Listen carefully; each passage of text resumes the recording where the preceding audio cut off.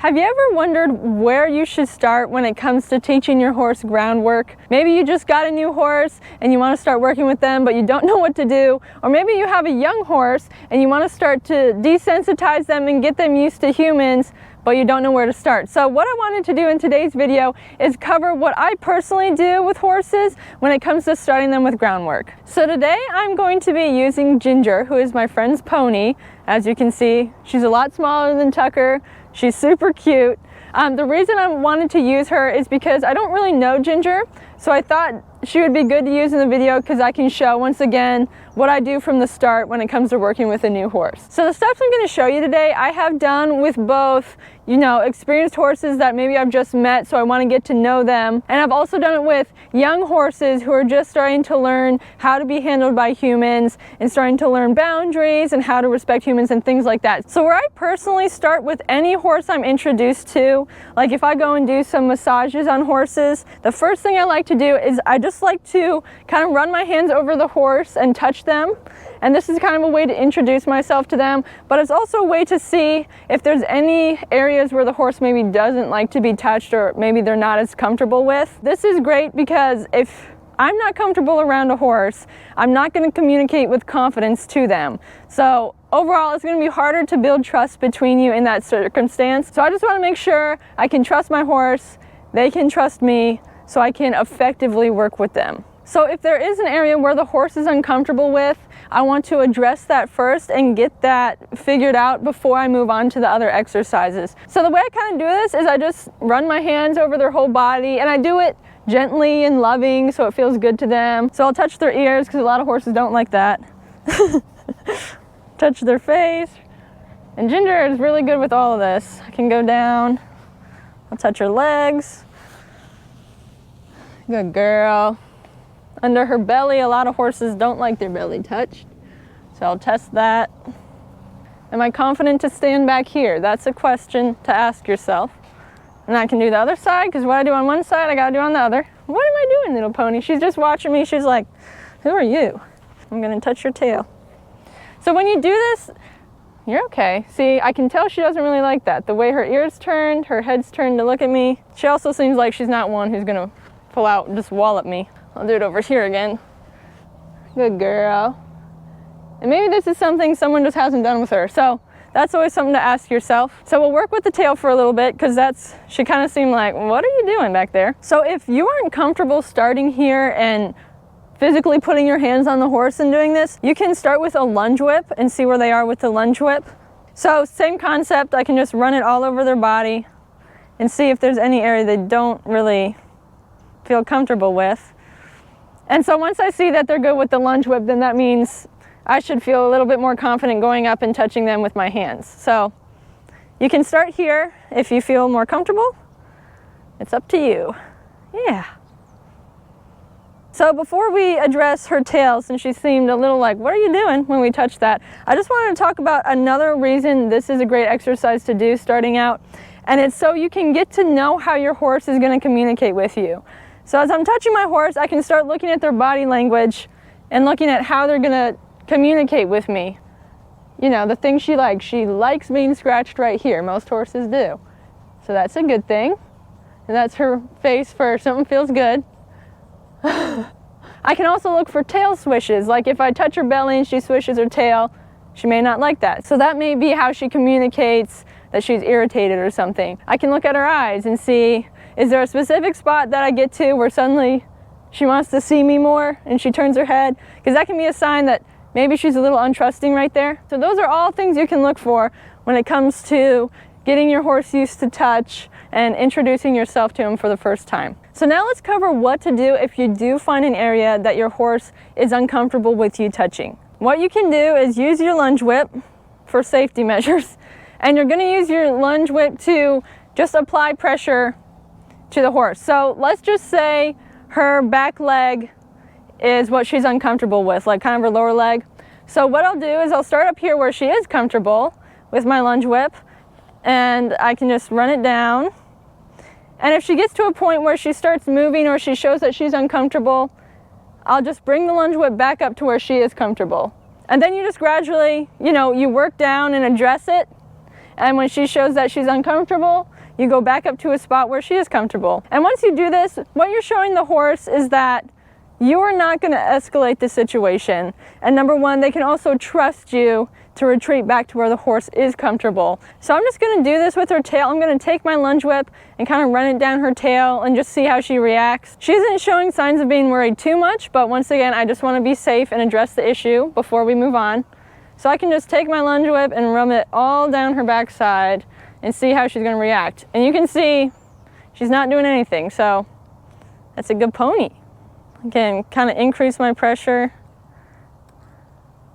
Good girl. She is watching, but that's okay. Once she proves that she's okay with the lunge whip, then we'll move on to me picking up the tail. Good girl. And I can just move it. Good girl. And she's watching me, but that's okay. I can make it feel good. If there's a scratchy spot back here, oh yeah. That's another thing you can use. You can use scratching and finding your horse's itchy spots to reward them. So I can tell she likes this because her lip is quivering up there. I'll do it again. Good girl. So that was a demonstration in how you can address issues that you may find when it comes to touching your horse. Another thing I want to cover is just how to maintain your safety when doing this, because some horses are going to be very reactive. You'd be surprised how many horses are uncomfortable with touch even after their saddle broke and everything like that. So one thing you want to do is you always want to be aware of what your horse is doing. You want to be watching their face and seeing how they're communicating, because if they show signs that they don't like something, you say, okay, I can tell they don't like this, we'll address it later when you're doing the test. Another thing you can do is use your body to block the horse from trying to aggressively do something to you, if that makes sense. So if I'm at their shoulder touching and they don't like something, you know, I can keep my elbow out like this. So if she were to swing her head around, she knew how to perfectly do that right then. If she were to swing her head around to bite me or something, my elbow's right here, so she's not gonna be able to get me. I'm not elbowing her in the face, I'm just blocking her from getting at me. Another thing is, at the hind end, you want to stand close to the leg and you want to be beside the leg. Because if I'm kind of out here, she can kick me. If I'm in front out here, she can kick me. So if I can stand close to the leg to where she can't kick me. Another thing you can do that I found helpful is you can put your fist or your hand into the leg muscle here, like that.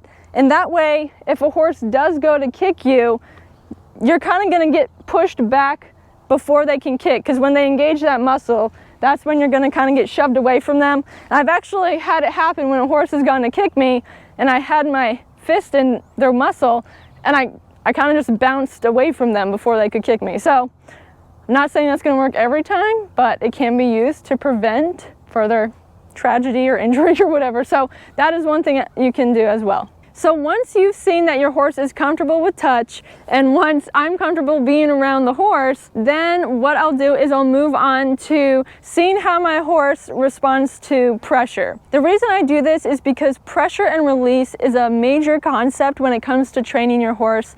And what this means is that horses respond to pressure. And so the way you train them is you'll apply pressure, and when they respond correctly, then you release the pressure. So that's how they learn that they've responded correctly. Pressure and release is actually a concept you have to teach your horse, but the more you do it with them, the more they're going to understand it. So then it's going to be easier for them to know what to do in new situations when new pressure is applied. So all I'm going to do is I'm going to introduce the horse to pressure. I can do this to, number one, see what they know, like if this is a horse I just bought, or number two, actually teach it to them if they're a young horse and they're just starting to learn this. There's quite a few basic exercises you can use to teach pressure and release. I'll show you the one I start with. I like to start with just asking the horse to come to me when I pull on the lead. You'd be surprised how many horses actually fight this. Like if I were to pull her head towards me, a lot of horses throw their head up or run backward. So I'm just going to see how she's going to respond.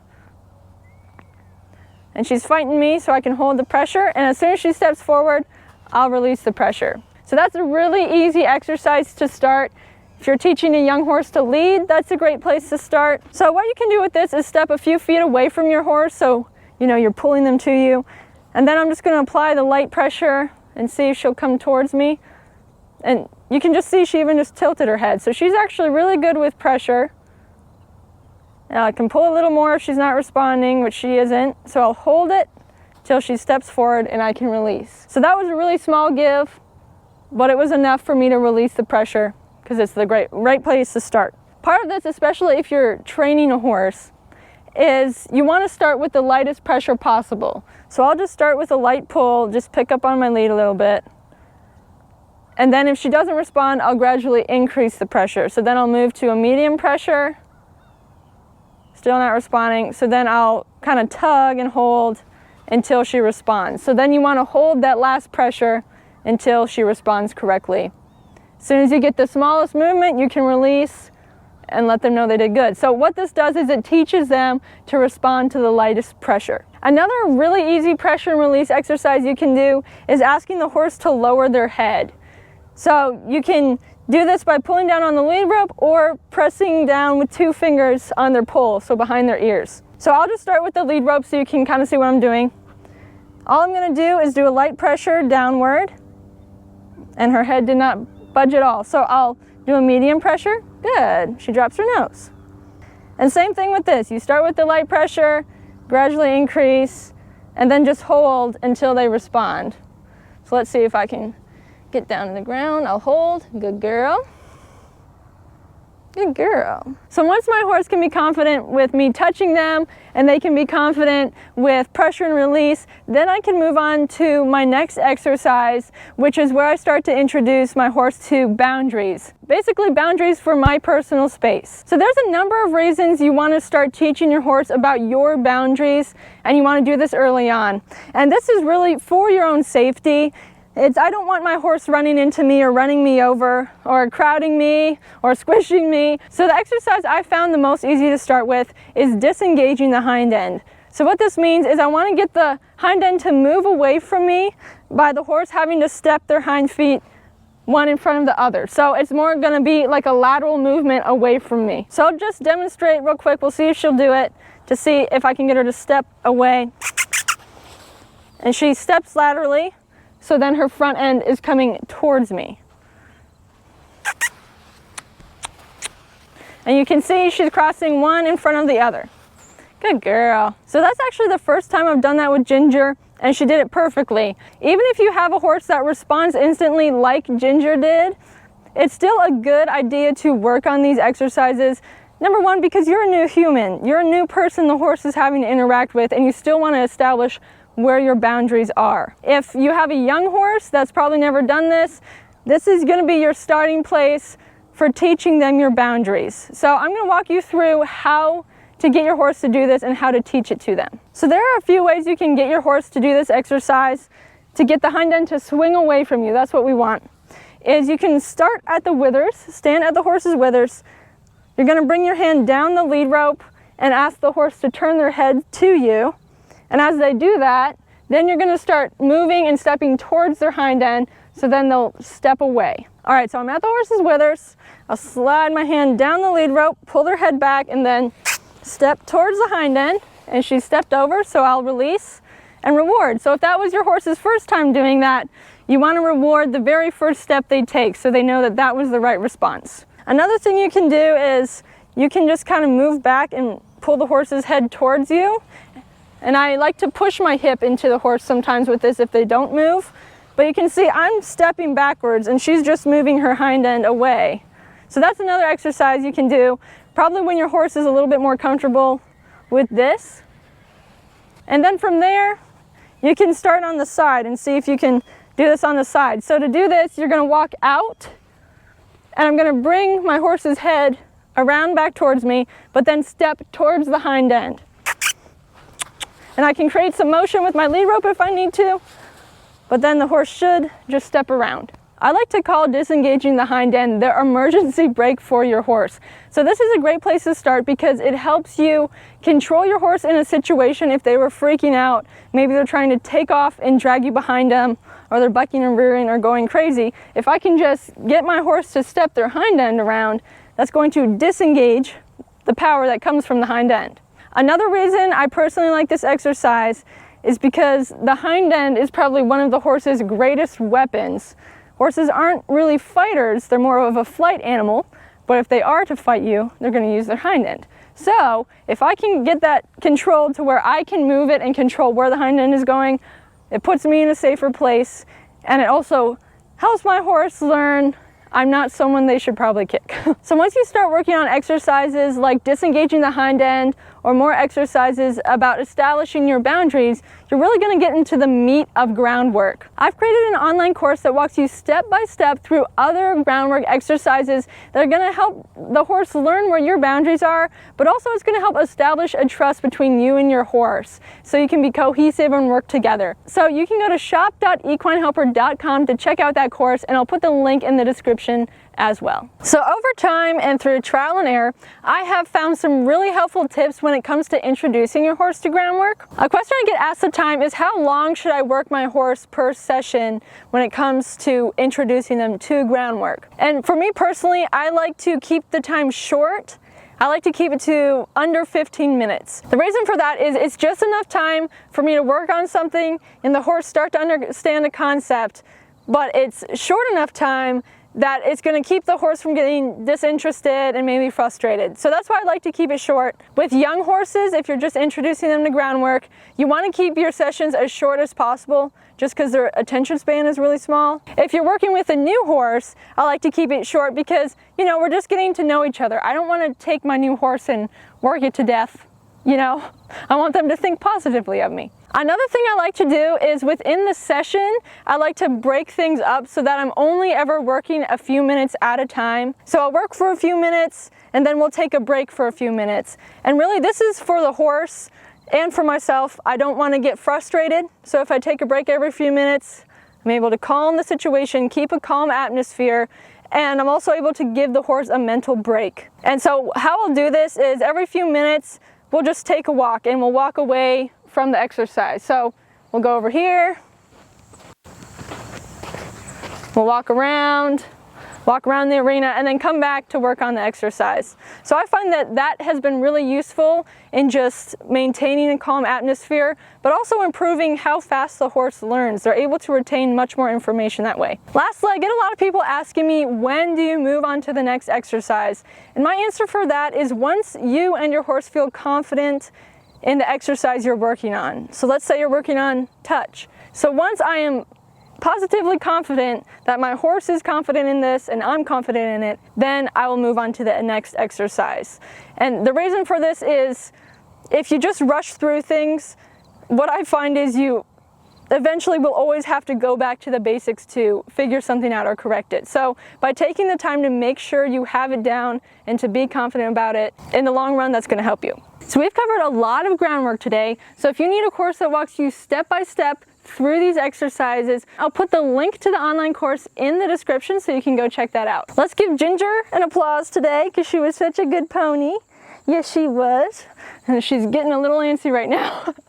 But if you found this video helpful, please be sure to give us a thumbs up and subscribe to our channel for more weekly horse videos.